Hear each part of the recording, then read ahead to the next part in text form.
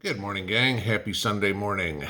So, the big question, when is enough enough? When have you finally said, I'm going to do something about all this? We probably all said it. It's like, holy crap, this ain't working. Something's got to go. I see that in comments. I see it in videos. I hear it from people all the time. What's the plan? That's what I'm going to ask, flat out. What are you going to do? Okay? There's nothing you can do. I mean, short of being an absolute idiot, okay, be like this guy in Jacksonville, Florida yesterday who went into a Dollar General and killed a couple of people. Racially motivated, too. So the guy was a prick. But what are you going to do? Right? That's my point. We've got to do something. Come up with a plan. I'm all ears. Okay? You know, we need to organize. Go ahead, start. Okay? It's the stupidest thing I ever hear people say. It's like, we got to do something. Define something. Okay? We are all doing something. Okay? We are preparing for the inevitable idiocity. It just came out this week that, Joe is going to potentially require the next election injection. And of course, people are going to go, no, not doing it. Okay. You want to try, you better send a whole bunch of armed people to my front yard, knock on my door, and strap me down somehow. And believe me, I will go kicking and screaming and a lot more. I will defend myself. But what's your other ideas? You don't have any, okay? It's great to talk like Billy Bad-Ass, but unless you have a plan, you have nothing, okay?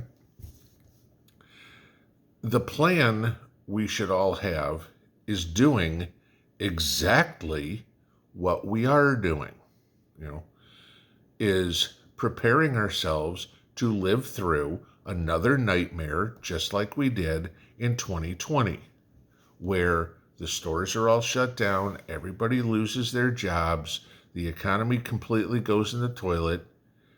That's what you do is exactly what you do now. Okay? You're putting your food up, you're fortifying your home, you are working out your heating, your cooling, your water, your whatever. That's what you do. And then when the fight comes to you, that's when you act. Simple as that. Anybody who says anything otherwise is fooling themselves and fooling everybody else. They talk a big game, but they got nothing. What happens? You had some guy at Comiskey Park, whatever the hell the White Sox stadium's called this week. Okay, I think the new stadium's gone through probably about 10 different names because every time you name a stadium, the company goes broke. You had somebody go out and shoot a couple of people at Comiskey Park. You had the Texas high school game Friday night where somebody wound up shooting people, killed a kid. Okay, you had the aforementioned Jacksonville thing at Dollar General yesterday. One of y'all sent me an email earlier this week about walking through the grocery store and being followed through the store. And fortunately, they had their situational awareness up and noticed everything and paid attention and got themselves to a safe place in the store and waited for the people to leave. And then when they went out to their car with their kid, noticed that people were still watching them, and they got out of there and took an alternate way home and made sure they were safe.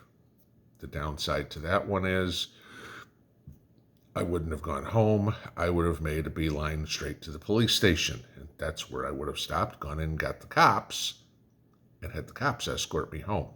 Now, maybe in a big city they won't do that, but I know out here if I did something like that in a lot of places in the country, they'll do it. I know because I think I've told you the story before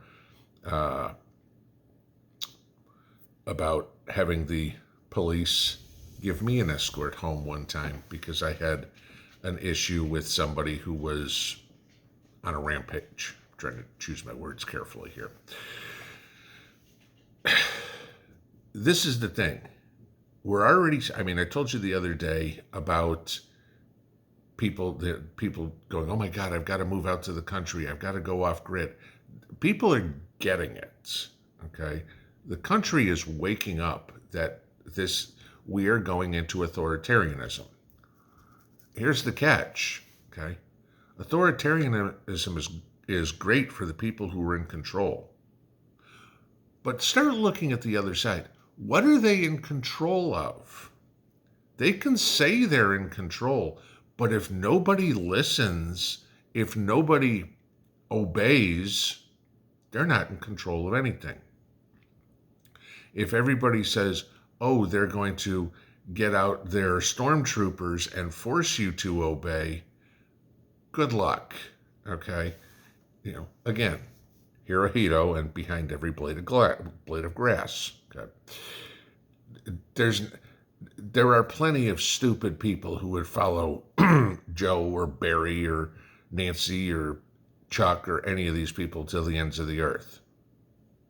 Their pilgrimage on that following is probably going to be very short-lived, okay? Because there's a lot of people, conservative, independent, Democrats, who have seen what these draconian mandates did, how ineffective they all were, okay? And they're not going to obey this time. It's great to talk a big game. All those people who think we got to do something are talking a big game. Joe Biden and his authoritarianism is talking a big game. It's not realistic. Could they shut it all down? People have said they're going to make it mandatory, and if you don't do it, they're going to debank you. Fine, I have cash, I have gold and silver. Wonderful, okay? Debank me, I don't care. If there's no stores to go to, what do I care anyway? Oh, they'll shut off your electricity. Fine, don't care. I've got that taken care of.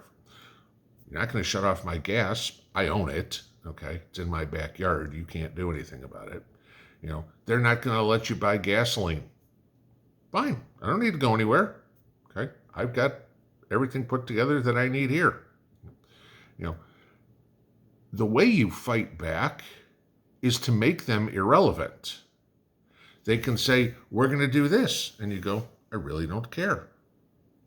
And the funny thing is, that's what you and me and most everybody who has the same mindset that you and I do has done.